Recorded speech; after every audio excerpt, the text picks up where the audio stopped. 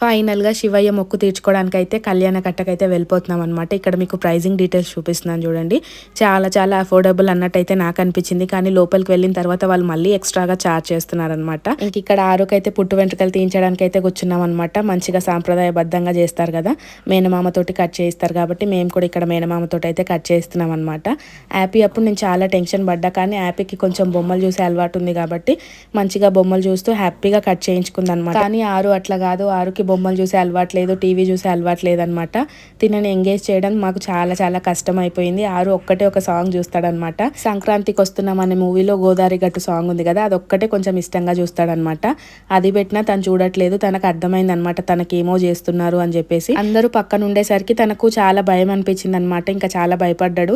ఈ టైంలో అనిపించింది అనమాట, అరే కొంచెం బొమ్మలు చూసే అలవాటు ఉంటే పని ఈజీగా అయిపోయేది అని చెప్పేసి. ఇంకా తను అట్లా కదిలించడం వల్ల చిన్న కట్ కూడా అయింది. ఇంక ఇట్లయితే కాదు అని చెప్పేసి ఫీడింగ్ ఇస్తూ చేద్దాము అన్నట్టయితే చెప్పున్నారనమాట తను. ఇంకా అట్లనే ఫీడింగ్ వేసుకొని గుండె అయితే కంప్లీట్ చేసేసినాం అనమాట. ఇంకా శివయ్యకు మొక్క అయితే ఇచ్చేసినాము. కానీ చిన్నోడైతే చాలా భయపడి ఎవరి దగ్గరికి వెళ్ళలేదు.